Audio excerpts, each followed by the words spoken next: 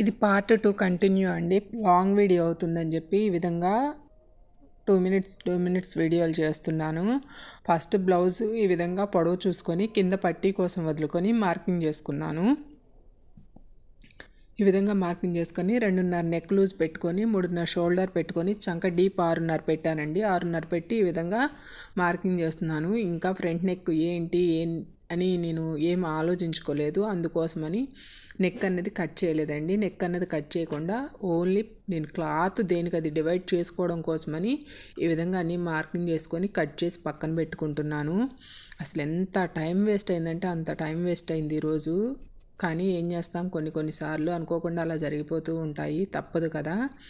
కానీ సాటిస్ఫాక్షన్ అయితే బాగుంది, బాగా వచ్చినాయి. లంగా కానీ జాకెట్ కానీ బాగా కుదిరాయి. ఇదిగోండి, ఇంకా దీన్ని 30 తిప్పలు పడ్డాను. ఎట్టు వేసినా కానీ నాకు అసలు క్లాత్ కలిసి రాలేదు. ఇంకా సరే ఏం చేద్దాం కదా అని చెప్పేసి ఈ విధంగా కట్ చేసుకొని ఇంకా మళ్ళీ లంగాలో కొంచెం క్లాత్ కట్ చేసుకున్నాను. ఇవి 1.5 మీటర్లో లంగా జాకెట్టు కుదరలేదు.